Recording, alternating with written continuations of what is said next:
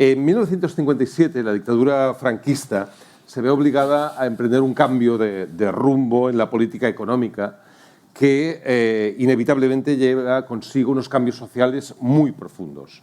Los llamados tecnócratas, Mariano Navarro Rubio y Alberto Ullastres, son nombrados ministros de la parte económica del gobierno con el apoyo de la gran banca que entiende que el país se está hundiendo. La política autárquica de solo producción con productos españoles es absolutamente inviable y eso produce inevitablemente cambios económicos que llevan a cambios sociales. En los 2 años siguientes, los servidores pragmáticos de la dictadura asociarán España a la OCDE, pedirán el ingreso en el Fondo Monetario Internacional, en el Banco Internacional de Reconstrucción y Desarrollo. En poco tiempo la peseta se devalúa un 43%, imagínense lo que representaría ahora una devaluación del 43% del euro. La inflación llegará al 12,6%, hoy ya no nos asusta eso, hace un año estábamos con esa cifra, nos hubiéramos asustado, y se abrirá la economía a la inversión extranjera. Era el llamado plan de estabilización, que luego siguieron unos llamados planes de desarrollo, que empezó mal. Empezó muy mal. El PIB cayó un 2,2%, las importaciones cayeron un 18%, el coste de la vida subió un 7% y el consumo de gasolina, que es lo que nos toca, bajó un 5%. Por tanto, todo iba mal a finales de los 50.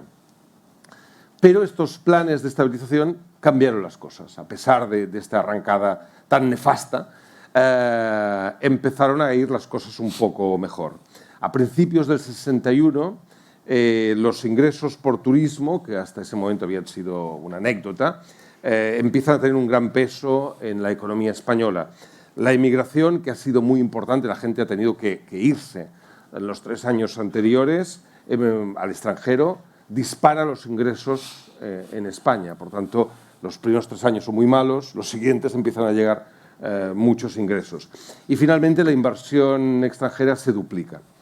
Estos 3 factores explican que en esos 3, 4, 5 años la renta disponible por las familias aumenta sustancialmente. Desde la guerra civil no había habido ningún momento en que las familias tuvieran posibilidad de gastar y de endeudarse de manera sostenida. Entre 1961 y 64 la renta per cápita se dobla y es un crecimiento que solo se compara en el mundo al que tiene en esos años Japón, para que se hagan un poco a la idea. Disculpen el rollo de cifras, pero era inevitable para un poco entender por qué el 600 tendrá tanta importancia. No se puede entender el fenómeno que representó este coche sin saber iba a decir una palabra muy fea, pero lo fastidiadamente mal en que se vivía cuando el 600 salió al mercado y cómo en muy poco tiempo, en los primeros años comerciales de vida del 600, los nubarrones se despejaron y el panorama cambió radicalmente. El 600 no solo fue un buen coche, pero como los bebés llegó con un pan bajo el brazo. El régimen franquista había vivido en una espiral de odio desde su implantación hasta como mínimo 1954, cuando se llega a acuerdos con los Estados Unidos, que es el primer acuerdo serio internacional que se ha llegado. El régimen intenta seguir igual, pero la sociedad ya lo ha sobrepasado, es otra cosa. La universidad, por primera vez, se rebela contra el franquismo, parte de la Iglesia también, parte de la burguesía también. Para acabarlo de arreglar, un detalle anecdótico, pero que es muy destacado, en el año 61, a finales, en diciembre, el general Franco va de cacería y, siguiendo una tradición borbónica, se dispara al pie, y en este caso en la mano, en el caso de Franco. Este hecho, que no tiene más importancia, provoca, sin duda, y se ha sido muy estudiado, un trastorno psicológico, uno más, en el general Franco, que se le hace darse cuenta de que no es inmortal. Y eso, que parece menor, no es ninguna tontería. A partir de ese momento, si ustedes repasan el nodo, cada vez verán menos a Franco vestido de militar y más vestido de civil, de abuelito entrañable, a partir del accidente de caza. Pero el régimen también se da cuenta.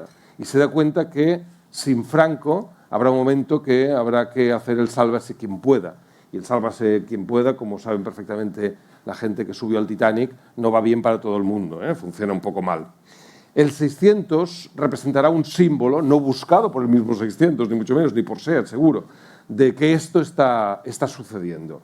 Un coche para la época relativamente caro, pero con la aparición de poder pagarlo a plazos, que es un tema clave para entender este coche, sea posible que inicialmente la clase media alta y en relativamente poco tiempo clases menos favorecidas puedan acceder a este coche. ¿Qué fue lo que enamoró a los españoles del 600? ¿Por qué este coche fue clave y no el Renault 4 o el 2 caballos, que eran coches perfectamente equiparables de la época? El precio era bueno, sin duda, pero seguro que no fue el elemento clave.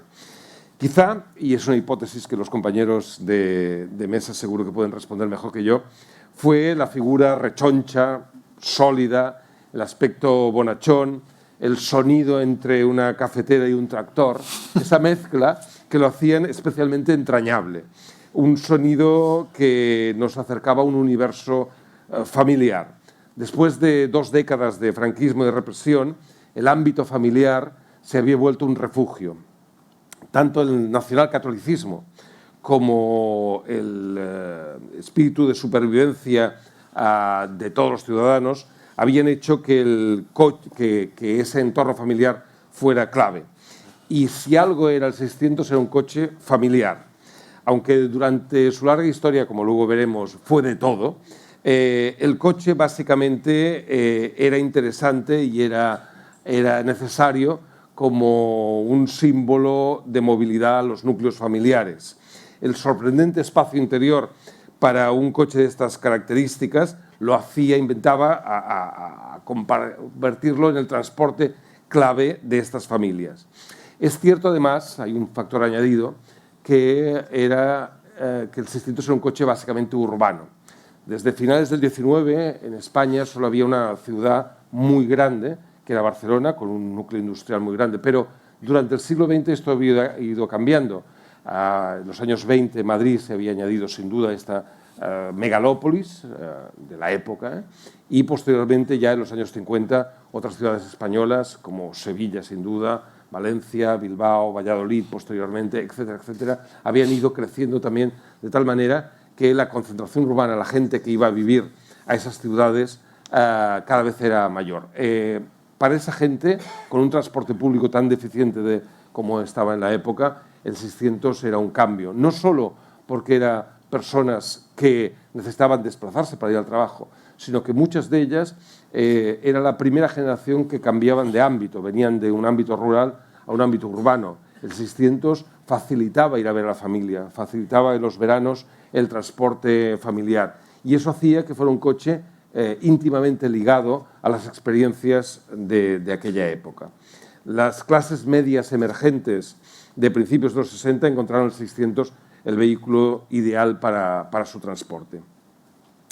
Esta dimensión social del entrañable 600 está perfectamente reflejada en el libro que hoy presentamos, El 600, un sueño sobre ruedas. Los que ya hemos tenido la suerte de leerlo, evidentemente el autor y el editor, esperemos que el autor lo haya leído, hemos podido sumergirnos, no se sabe nunca, pero en fin, en un mundo que depende de la edad, claro, teníamos olvidado o sencillamente no lo pudimos vivir. Era el mundo de la familia Ulises, los personajes del tebeo, que, aunque si no estoy equivocado, ya me desmentiréis si es así, nunca tuvieron un 600, tenían otros tipos de coche, pero los Ulises encarnaban perfectamente el espíritu familiar de la época. El autor, que tengo aquí al lado, Javi Martínez, un reputado periodista del motor, y nació cuando el 600 hacía ya más de una década que se había dejado de comercializar. Pero eso no quita mérito en absoluto su trabajo, al revés. El ingenio, la sabiduría y la gracia, cuando lo lean lo verán, con que el libro está escrito e ilustrado, nos permite transportarnos con mucha facilidad al interior de este coche, que es mucho más que un utilitario. También les quiero presentar al señor Jaume Sánchez, Anima Mater de la colección de coches SEAT privada, si no me equivoco, más importante del mundo. Sí, yo pienso que sí. Se tiene que decir así, sí, porque creo que es sí. así. SEAT en rodaje. Coleccionismo es una afición extraña, lo tenemos que decir, difícilmente comprensible para el común de los mortales, no es una cosa normal. Pero las personas que son capaces de llevar un sueño y convertir unos objetos en una historia que pesa, en unos objetos tan bonitos, si me permiten, como son los coches que ya tienen un cierto pedigrí, me parece que son dignas de admiración. Y finalmente también les quiero presentar al señor Ignasi López Badenas. Isidra. Dios mío. Eso a mí me pasa por fiarme de lo que tengo escrito. Nunca, eso lo digo a mis alumnos, nunca os fiéis de lo que escribí, repasadlo. Pues eso me ha pasado a mí. Isidra, perdona. Isidra López Badenas, responsable de SEAT Históricos, el departamento de la marca que preserva los vehículos históricos que se han producido. Un buen museólogo no es simplemente un acumulador de objetos. Eso, con todo respeto, sería un buen almacenista, pero un buen museólogo sabe dar vida a los objetos, los sabe hacer lucir, los sabe brillar, los sabe hacer entender. El trabajo que está haciendo SEAT Históricos en este sentido es totalmente encomiable, porque está haciendo que una colección de hierros viejos, una mecánica obsoleta, se convierta una vez más y cada día en unos vehículos no solo utilizables, sino que ayudan a rememorar un pasado histórico muy importante, tanto industrial como sentimental. No les quiero pegar más paliza histórica, que ya es más que suficiente. Sí que me gustaría que empezamos a charlar un poquito sobre la cuestión y, naturalmente, primero es nuestro autor. Una pregunta que te he hecho antes y que, si no te importa, te volveré a repetir. Sí. Después de un año dedicado al 600, ¿lo odias o lo amas más? No lo puedo odiar. No lo puedes odiar. No lo puedo odiar. ¿Tienes un 600? No, quiero uno, pero no. Ahora mismo no me da. No puedo, ni por sitio ni económicamente, pero sí quiero uno. Llevo tiempo mirando, llevo tiempo buscando y Al final lo encontrarás. Al final aparecerá y acabará en casa, seguro. ¿Qué era lo que, desde tu punto de vista, hizo al 600 un coche tan exitoso? Porque realmente se vendieron muchísimos en una larguísima trayectoria. Pues yo creo que lo más importante fue la venta a plazos. El poder pagar al coche como lo pagamos ahora, a plazos, poco a poco. Yo creo que eso fue vital para que el coche tuviera esa importancia y ese despegue en ventas. El hecho de que fuera un coche de un aspecto realmente poco deportivo, no nos vamos a engañar, no es esa la cuestión. No es un coche que asociaríamos con un coche deportivo, pero en cambio realmente los usos que se les llegó a dar fueron totalmente diversos, desde ambulancias, que es una cosa sorprendente, vehículo de carga, sin duda vehículo familiar, vehículo deportivo. La versatilidad no parecía inicialmente que fuera la característica principal del 600, y lo fue. Sí, bueno, Dante Giacosa, que fue el que diseñó el coche, un italiano, lo que buscó en el coche que fuera un coche sencillo, fuera usable, utilizable y que fuera fácil de conducir. Y pues al final la sencillez también te da pie a poder modificar y poder adaptar el coche a otros usos. El mantenimiento de este coche también, eso ha sido, en el libro ya lo verán, hay un apartado que yo he visto especialmente divertido, que es las locuras que las familias hacían para arreglar los coches. Nadie sabía cómo arreglar un coche, ni los mecánicos. Bueno, eso aún hay dudas de si ahora siguen sabiéndolo, pero eso es otra cuestión. Y en todo caso, claro, la gente aprendió mecánica popular, nunca mejor dicho, abriendo la parte de atrás del 600 y empezando a trastear. ¿Cómo podía una mecánica aguantar las inconveniencias de tantas familias españolas que se dedicaban a trastear? Porque aguantaban, Porque era una mecánica sencilla. Una mecánica no era muy potente, no llegaba a 30 caballos y ya está. O sea, como no era un motor que daba mucha potencia, no tenía mucho desgaste, no tenía muchos problemas y era fácil hacer 4 cosas. Y era sencillo también de diseño. La verdad es que viendo fotos de ustedes, muchos de ustedes seguro que son aficionados y lo tienen muy claro, pero si abren un capó o si abren simplemente el libro y ven las fotos del motor, verán que es un motor realmente nada que ver de aspecto, a los motores actuales. Los motores actuales lo llenan todo con unas tapas muy bonitas y ahora ese motor se ve todo lo que es. La correa se ve todo. De hecho, antes de empezar hemos estado hablando de ello y ahora ves un capó, quitas la tapa y lo que te encuentras es tubos, sensores, manguitos, cables por todos los lados. Y este, sin embargo, tú abres el capó y te encuentras el motor con los 4 accesorios necesarios y poco más. El señor Jaume Sánchez tiene una larga colección, no solo de 600, tiene muy diversos coches SEAT. Efectivamente, sí. El motor del 600 es muy diferente de los otros motores de, Bueno, el motor de del los SEAT. 600 está muy adaptado a su época. Hay que reconocer que la gente pasaba de tener una Vespa con sidecar o una moto con sidecar con 600, por lo tanto en su época era un motor muy avanzado. La cilindrada que tiene es la que es, empieza con 633 centímetros cúbicos y luego va evolucionando. Pero en síntesis, los motores siguen funcionando a petardazos, tal y como iban en aquel entonces hasta la actualidad. Es decir, han ido evolucionando la mecánica, pero la base sigue siendo la misma.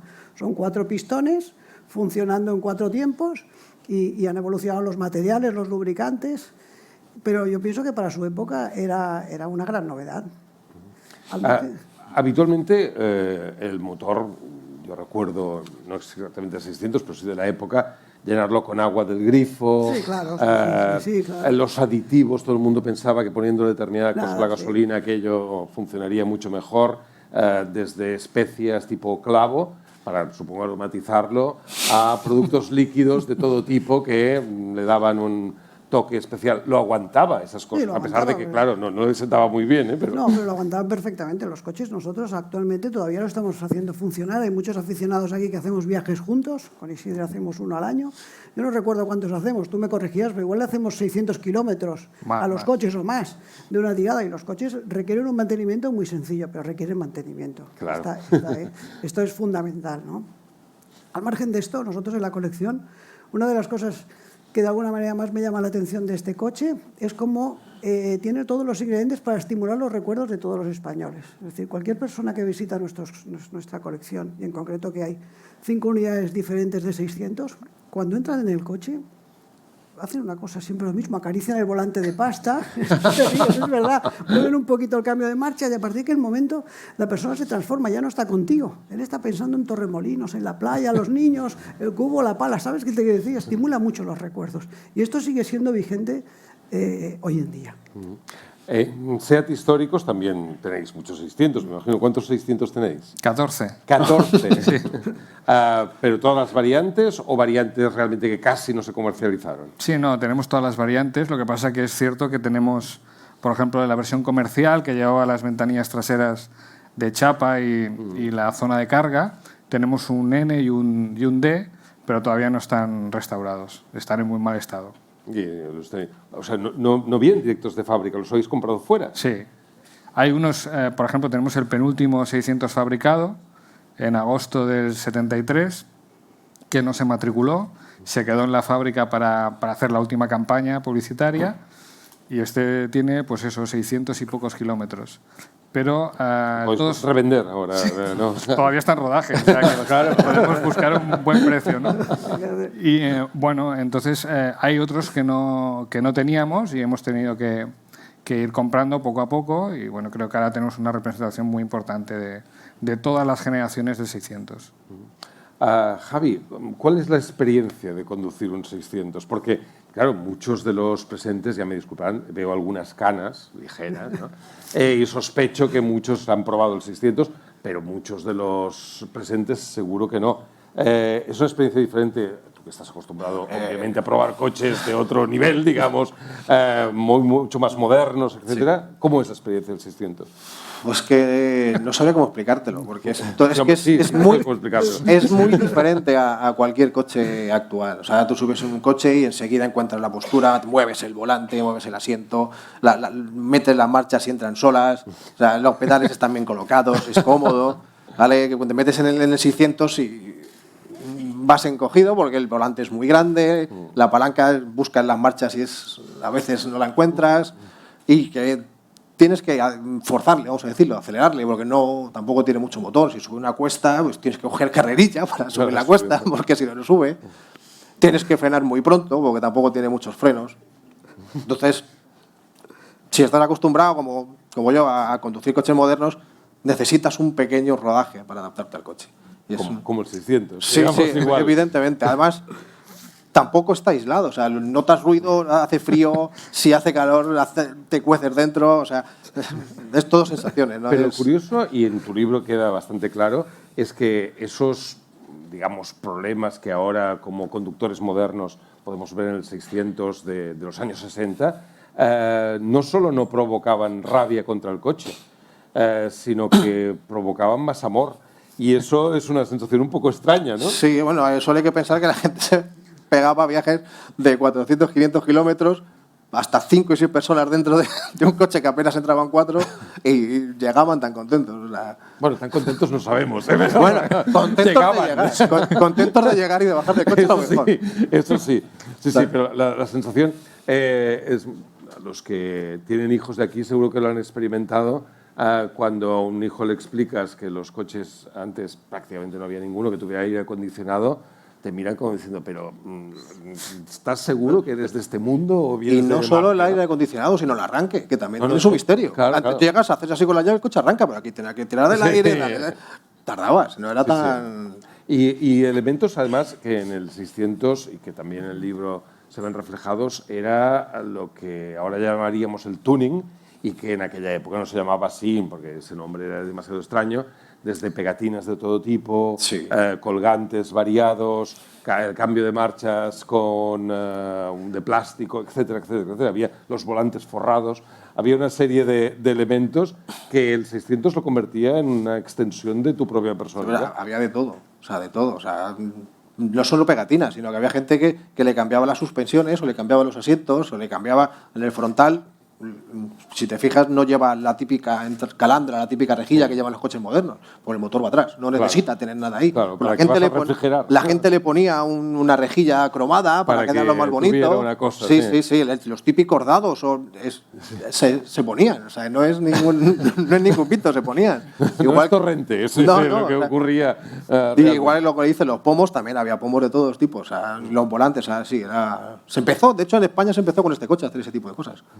Jaume, los 600 que tenéis, Sí. ¿están tuneados No, o son todos nosotros los auténticos? tenemos- no, nosotros tenemos todos originales, con excepción de uno que utilizamos para viajar, porque aquel cuando lo compramos en el año 96, por aquí está mi familia aquí delante, decidimos aquel personalizarlo entre los tres.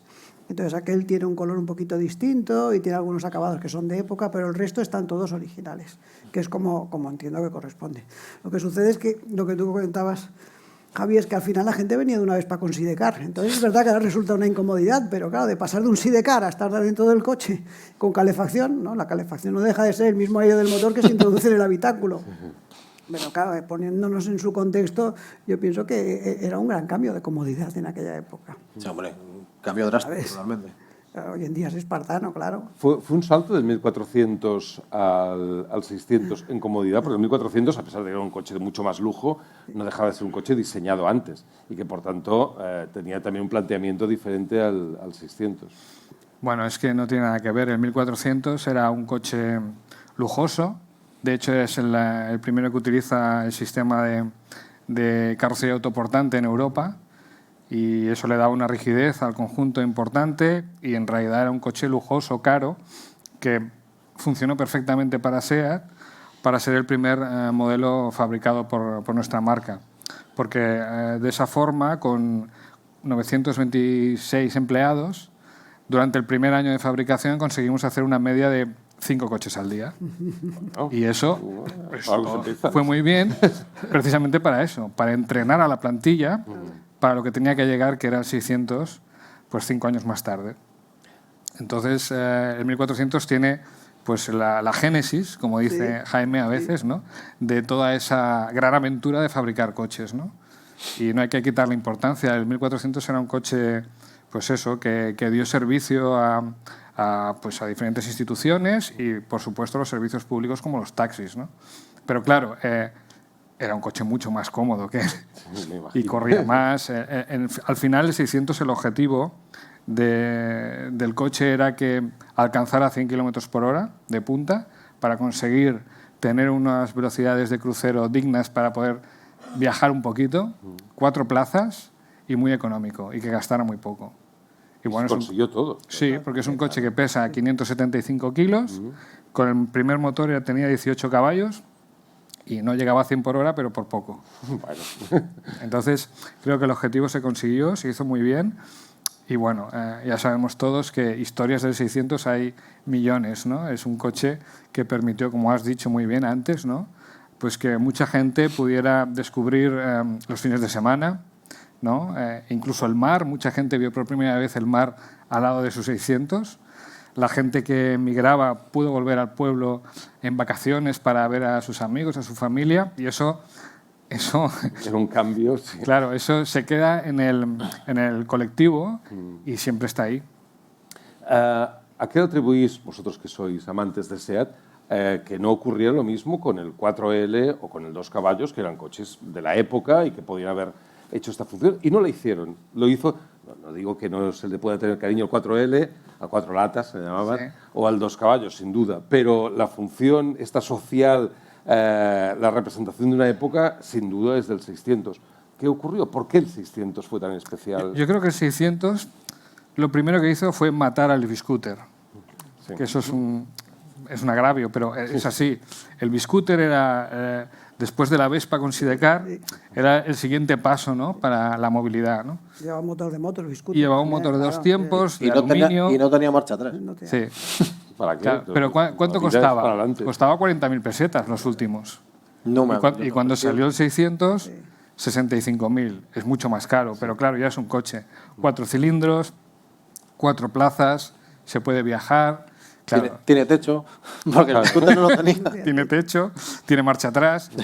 Y en definitiva, pues yo creo que el diseño del coche es muy acertado. Como has dicho antes, muy bien. Tú lo miras el frontal, parece un bebé que te está sonriendo y ya te provoca una sonrisa y una simpatía que es impagable, ¿no? No, y el gran acierto de que el interior sea tan grande en comparación. El habitáculo como tal es muy grande habitabilidad, para lo que es el coche. Eso fue cosa de Dante, del diseñador, porque era un tío alto y dijo que había que diseñar un coche donde él pudiera entrar. Claro, sí. Y se diseñó de dentro hacia afuera. O sea, empezaron por dentro y luego. Eso es. Para que él se empeñó en que un tío como él de grande pues tenía que encontrarse gusto en el coche. Así que empezaron por esa parte. En detrimento del equipaje, porque el equipaje lo tienes que acabar acomodando ahí en la parte delantera como puedes, o en el techo. detrás, O los y en accesorios. los portaequipajes. Que Claro, cómo muchos funcionan. 600 en el libro queda muy bien reflejado, pero es que era un caso muy habitual. Estaban con las vacas. Sí. Vacas en ocasiones absolutamente absurdas, porque estamos hablando desde planchas de madera atadas, o sea, las que la gente hacía en su casa, a vacas un poco mejor realizadas. Pero el llevar el equipaje en el techo del 600 era un hecho bastante habitual.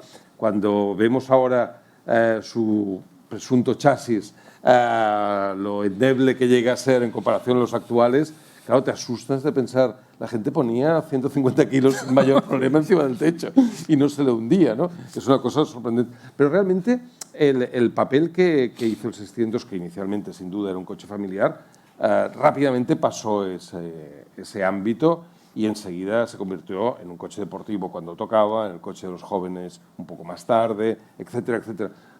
¿Cómo fue un coche de tan amplio espectro? Porque ya había también otros coches que podían cubrir aspectos más determinados. Sí, pero esos aspectos tan determinados había gente que no podía llegar a ellos económicamente. Entonces se compraban el 600 y poco a poco le iban preparando, le iban poniendo a su gusto.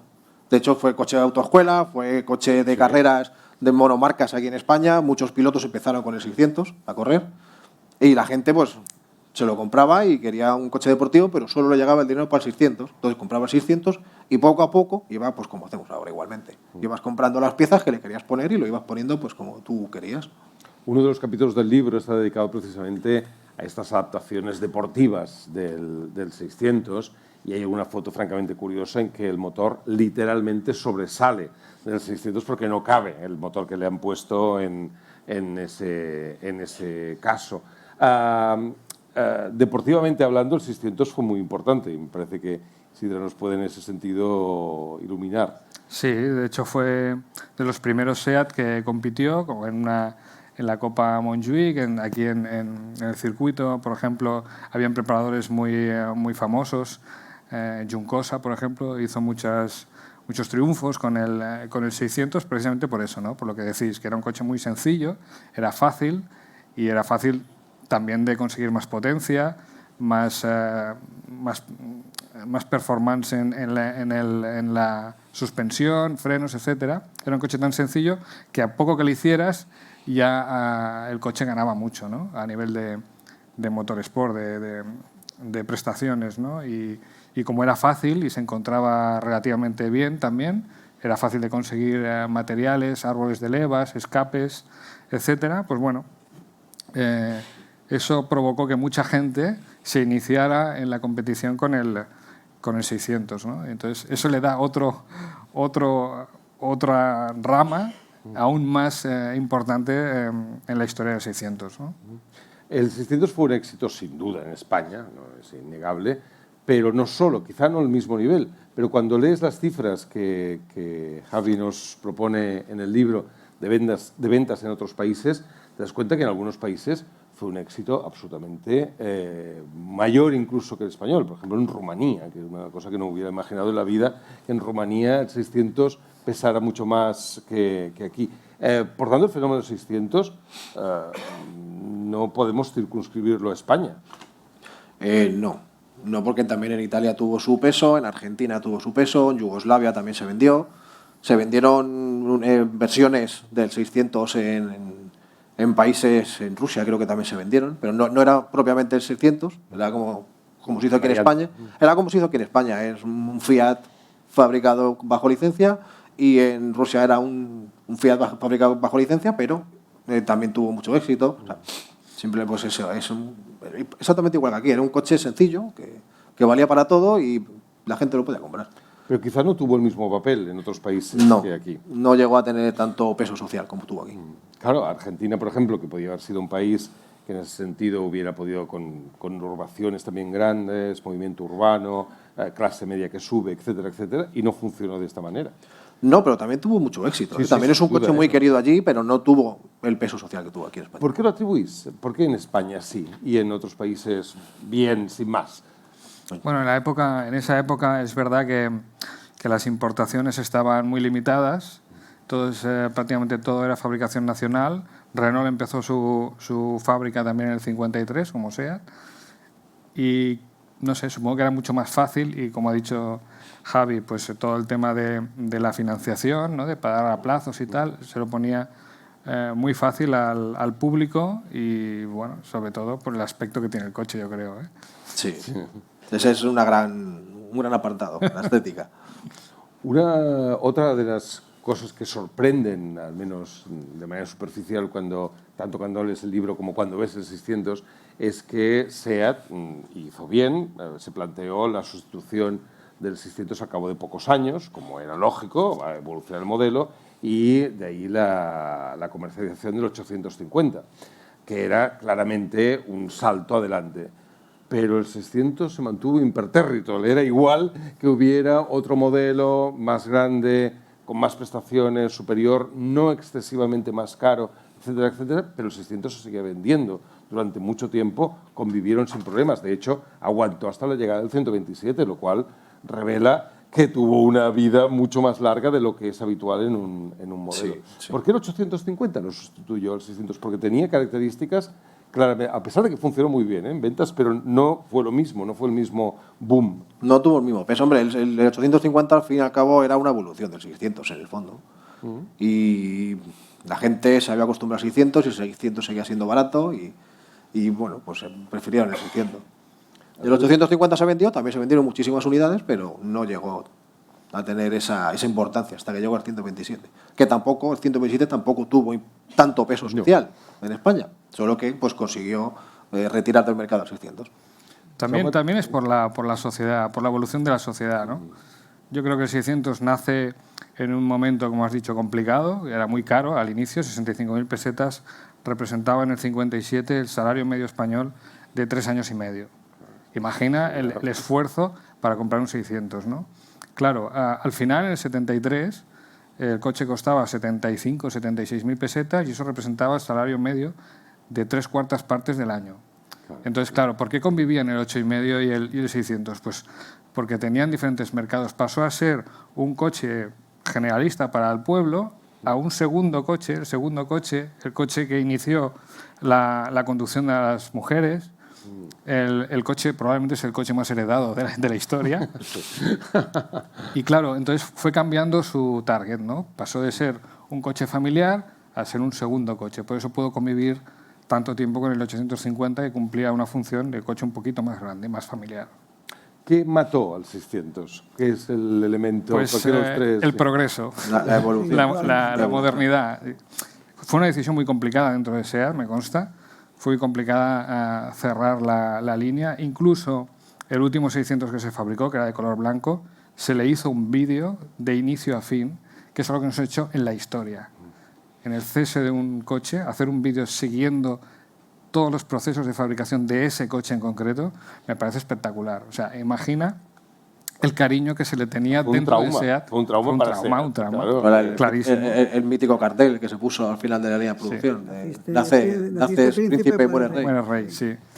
Y bueno, después se intentó hacer un sustituto, que en realidad fue el 133, que era una evolución del 850, pero claro, ya no tenía sentido porque el 127 había salido en el 72 y era mucho más moderno, con una arquitectura completamente moderna, como los coches de ahora, motor delantero, tracción delantera, un coche muy polivalente. Entonces, bueno, eso fue un drama. Dejar de hacer el 600 fue, pues eso, un drama. ¿Hubo quejas? ¿Hubo, recordemos como, por ejemplo, Manuel Vázquez Montalbán, que es citado, quejarse, no se quejó, pobre hombre, pero sí que en su Crónica Sentimental de España habla del 600 y de lo que representó desde un punto de vista obviamente muy, muy sentimental, como el nombre del libro indicaba, y de lo mucho, decía él, que se lamentó la desaparición del 600 por lo que representaba. Se moría, decía él, quizá un poco literariamente,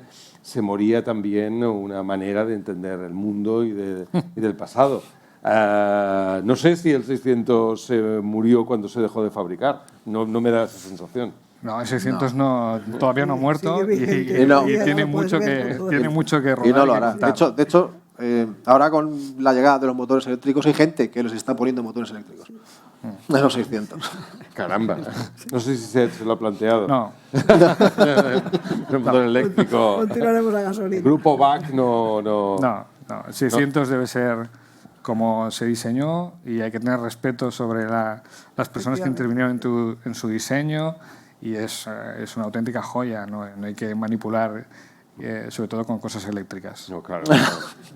Llevamos unos 3/4 de hora más o menos y no sé si alguno de los asistentes, que estoy seguro que tienen experiencias y preguntas muy variadas sobre el tema, quisiera intervenir para preguntarle al autor o para comentar alguna cuestión, o alguno de los asistentes, obviamente. No les veo muy bien, no les vemos desde aquí. Por ahí veo yo no que veo nada. hay... Sí, ahora traerán un micro. Si hay dos personas aquí... Bueno, después. Una duda rápida que me ha surgido mientras lo iba escuchando. ¿Existe algún tipo de censo o registro de las unidades que pueden sobrevivir a día de hoy? Eso el señor Isidre seguro que lo sabe. Nosotros desde SEAT intentamos hacer un censo, contactamos con tráfico, justo para el aniversario, el 60 aniversario, el super evento que hicimos para el récord Guinness. Y claro, desde tráfico nos daban unas cifras que no se pueden decir porque no corresponden a la realidad. Ellos tienen un problema cuando hicieron la digitalización de los archivos, mezclaron todo, entonces cuando buscan cualquier cosa que pone 600 cuentan como unidad, ¿no? Viva, existente. Entonces, claro, imagina todos los SEAT que son 1600, por ejemplo, también los contaba. Entonces salía un número que no era correcto. Pero nosotros estimamos que debe haber unos 20.000 coches sin problema por las actividades que vemos todos los fines de semana en toda España, ¿no? En todos los clubs cómo mueven a sus socios y cómo hacen rutas y todo eso, estimamos unos 20.000. Pero eso es 20.000 circulando. Sí, Porque vivos, o sea, luego hay otros por ahí metidos en garajes. en graneros, ¿no? Había otra pregunta por ahí, sí. Hola, buenos días. Yo tengo un 600D y quisiera saber, el depósito de gasolina, en el mío tiene un golpe. Y me han dicho que ese golpe era porque en su día, cuando lo han fabricado, no cabía al cerrar la puerta. ¿Eso es cierto? De eso no tengo información, la verdad es que no he visto nada. Yo creo que no, Lupe, Nosotros que no estábamos, ¿No? ¿no? No Yo estábamos. creo que no, que este golpe que tú llevas alguien te lo produjo porque los coches llevan dos depósitos, el de 27 y el de 30 litros, y cierran perfectamente sin ningún tipo de problema. Sí, sí.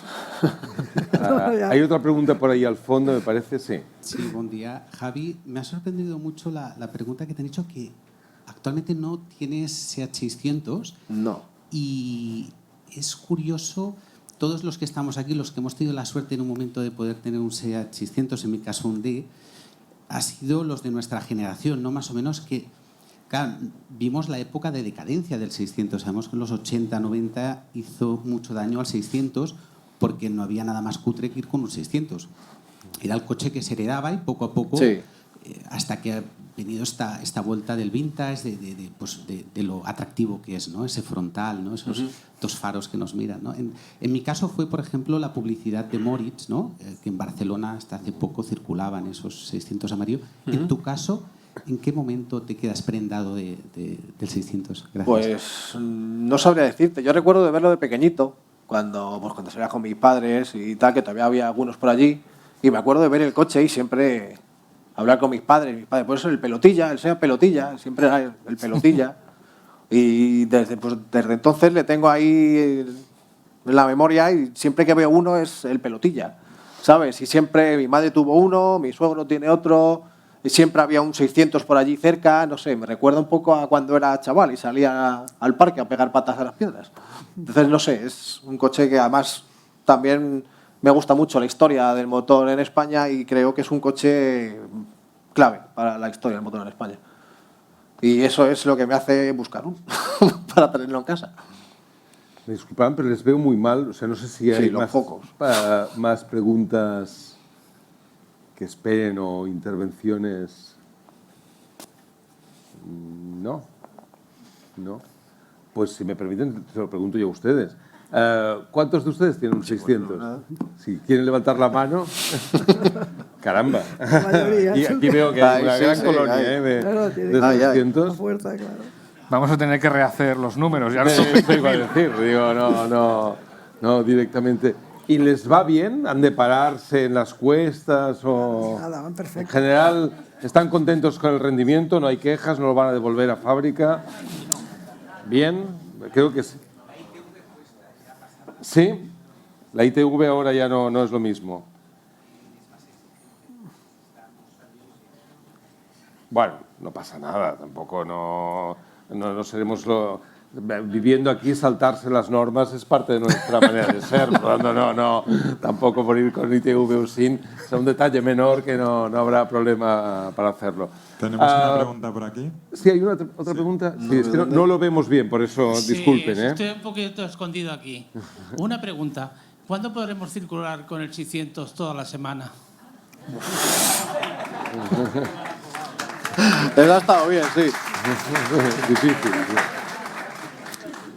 nos falta el del ayuntamiento, ¿no? Sí, Sí. nos falta. Sí, y la Unión Europea... Pero no sí, creo que quiera venir aquí, ¿eh? ¿No? No. Es complicado eso, ¿eh? Con el 600 nos pasa con muchos otros coches. Yo le quería preguntar a Javi si habrá una segunda parte, como las series. ¿Hay mucho más que explicar del 600? Habría que tratar, por ejemplo, sus versiones raras. Bueno, Las versiones que se aquí hicieron, tenemos dos especialistas en versiones raras, me parece. por ejemplo, y hay muchas. Sobre Hay todo, muchas. por ejemplo, en Italia hay muchísimas. Hasta cupés deportivos se han hecho sobre este coche. Entonces, como una segunda parte, en todo caso del 600, eso. Sí, aquí hablar también. de sus versiones SEAT, raras. SEAT fabricaba unos bastidores especiales con un número diferente del 600 Serra hizo varios. para dárselo a los carroceros, como Serra, como Siata, Sí, ejemplo, también, cierto. y alguno más que hacían versiones cover, etcétera, muy, muy diferentes y muy extrañas y muy interesantes. Y muy raras, porque quedan muy Sí. pocos. ¿SEAT en rodaje tenéis alguno? Nosotros no tenemos ninguno en este momento. Tenemos alguno En este localizado, momento. pero En este momento momento. no tenemos ninguno. Tenemos alguno de Serra, pero corresponden a otras carrocerías, en este caso de 1400. Pero estoy totalmente de acuerdo que son las versiones muy atractivas. Sí. Desde el punto de vista del coleccionismo, pues son las más interesantes que los coches de serie. El coche de serie está muy bien porque al final cumple una serie de funciones que son las que ya hemos comentado hace un momentito, ¿no? Pero las versiones carrozadas especialmente por Serra, yo las encuentro muy atractivas. Sí, hay un Y además descapotable quedan que es muy poquitos, bonito. ¿eh? Quedan muy Sí. poquitos. Y la de Corber también. Nosotros tenemos un Seat Tarraco, Un tarraco. Un Tarraco. y que está en proceso de restauración ahora, y es un coche muy elegante, con la plataforma de 600, pero 3 volúmenes. Tiene como si tuviera maletero, pero no es maletero, es un añadido metálico directamente. Y con un aspecto como muy premium de lo que es un 600 normal, ¿no? Bueno, una versión Sí, estos futuro. hicieron menos de 1000 coches. Hicieron una producción de 900 y pico. Y es un coche, como dice Jaime, ¿no? que tiene cierto valor para el coleccionismo, ¿no? Pues si no hay ninguna pregunta más, sí, ahí hay una. Yo quería aportar una anécdota. Yo tengo 76 años y compré un 600 a los 18. El micrófono, sí. El año 54 sería, ¿no? Y me acuerdo que cuando yo estudiaba ingeniería y tenía muy poco dinero, entonces quería comprarme un coche porque estudiaba en Tarrasa. Y entonces estuve dudando, porque vosotros habláis del 2 caballos, del Renault 4L. Yo creo que estos son coches posteriores, porque yo me acuerdo que en aquel momento dudaba entre Gogo Móvil y SEAT 600. ¿Gogo Móvil o SEAT 600? ¿Os acordáis del Gogo Móvil? Sí. Sí. Un microcoche, sí. Entonces al final me decidí por el 600 porque un poco más caro, pero Era más realmente coche. superior, ¿no? Pero 2 caballos, 4L, yo creo que son posteriores. Yo El, en aquel el- momento el 2 no caballos. estaba en el mercado. El 2 caballos es de la época más o menos. El 4L sí es Pero posterior. fabricado Poquito, aquí en pero España, Aquí fabricado aquí en España. el 2 caballos. Y el 2 caballos. Yo Aquí no en recuerdo- Renault fabricaba de la época del 600 es el 4 caballos. O el 4x4, como se le conocía El también. 4x4 sí, Sí. lo recuerdo, pero yo no me lo planteé, o sea que como si no estuviera en mi horizonte el 2 caballos. Y realmente entre 2 caballos y 600 te lo puedes plantear, ¿no? Por eso, bueno... En Francia se publicitaba el 2 caballos como el coche de los campesinos. Lo que no sé si como técnica de marketing es la mejor del mundo, pero vamos, era... Puede funcionar. Y por tanto supongo que esa fama, lo desconozco, pero que a finales de los 50 debía haber traspasado también en parte esa fama de coche rural, poco sofisticado. En cambio el 600 era otro nivel, digamos. Entonces, de ahí también que... Claro, al final el que- objetivo que- del 2 caballos y del 600 era el mismo, ofrecer un coche Claro. sencillo. Sí, sí. Sí, Para que el 2 caballos era muy sencillo. sí, mucho, mucho. Sí, lo que pasa que quizás el 600 tiene un aspecto algo más glamuroso, ¿no? Sí. En las versiones descapotables. Sí. Yo recuerdo las campañas que se hacían en SEAT con unos modelos, ¿verdad? Como la que tenemos aquí, que participó en alguna foto. Y francamente, claro, el aspecto del coche, ese aspecto más glamuroso y todo terreno, pues también era bastante destacable y quizá por eso pues la gente también lo veía como él, ¿no? Más encarado todo a 600. Y el 4 latas no tiene el glamour No. que puede tener un 600 en un momento dado, ¿no? Pues muchísimas gracias por haber venido. Perdona, sí, de la editorial. No entenc res dels noms dels cotxes, porque uno se llama 600, el otro 850, pero luego 127, 4L y 2 caballos. Yo no entiendo nada. Pero eso, Bueno, muchos temas es comercial, básicamente. En el caso del 600 es que era 600 centímetros cúbicos, ¿no? No, en realidad el nombre de 600 viene de un compromiso entre el peso y la cilindrada. Exactamente, sí. El peso es 575 kilos, la cilindrada 633. Pues más o 600, menos. 600. En el medio. Entonces, el 850 está más relacionado con la cilindrada de motor. Sí. El 127, en realidad, es el número de proyecto de Fiat. Era el 127 Y luego el 4L y el 2 caballos no lo sé. El 2 caballos creo que era por la potencia Por la fiscal en potencia Francia. fiscal, claro. Pero no puedo asegurar. Y el 4L era el Renault 4 y L era la versión. El lujo. Ya se ve que él es Luxury. lujo. En fin, muchísimas gracias por haber venido. Estamos muy contentos de haber estado un rato con ustedes. Muchas gracias. Gracias.